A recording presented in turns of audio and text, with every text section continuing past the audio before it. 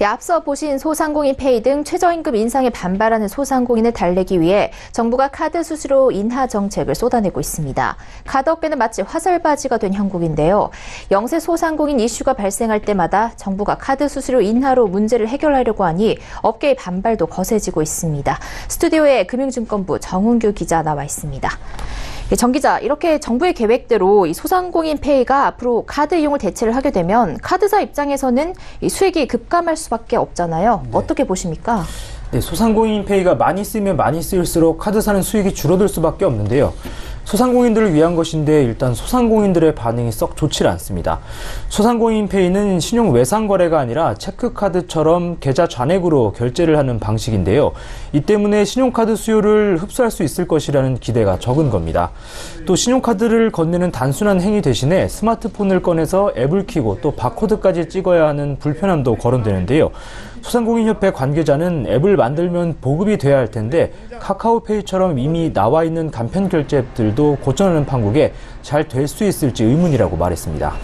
네, 얘기를 들어보니 소상공인들은 썩 만족하지 못하는 분위기인 것 같은데 정부에서는 여기에 대해서 뭐라고 합니까?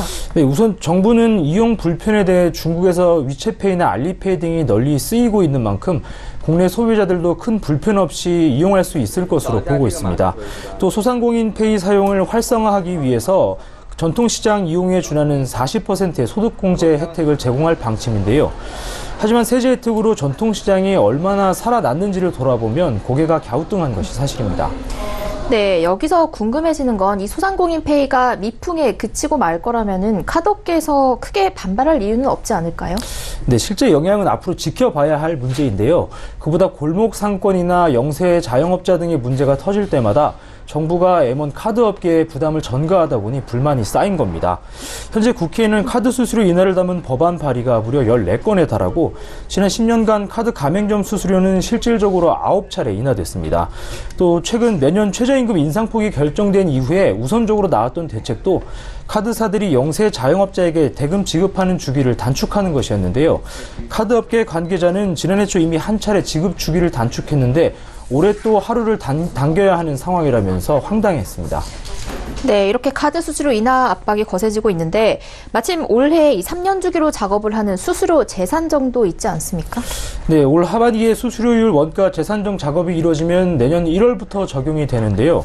정부와 정치권이 수수료 인하를 계속 압박을 하다 보니까 업계에서는 이마저도 사실상 추가적인 인하 작업에 불과한 것으로 여기고 있습니다.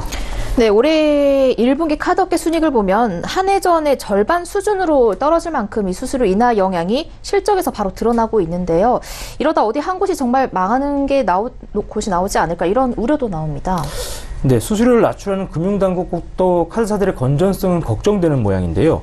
금융감독원은 최근 카드사 임원들을 소집해서 일회성 마케팅을 대대적으로 축소할 것을 권고했습니다. 수수료 인하로 실적이 악화되는 상황에서 마케팅을 자제하고 비용을 줄여서 손실을 보전하라는 건데요. 마케팅이라는 것은 캐시백이나 무이자 할부 등 결국 소비자 혜택이기도 합니다. 소상공인을 위해 수수료를 덜 받고 카드사들이 어려우면은 그 소비자 혜택을 줄여보라는 건데요. 최근 금융정책의 우선순위가 소비자 권익 제고에 있다는 것을 고려해보면 여러 가지로 아이러니한 상황입니다. 네, 최저임금 인상에 따른 정부의 수수료 인하 정책에 대해 정훈규 기자와 이야기 나눠봤습니다. 말씀 고맙습니다. 네, 감사합니다.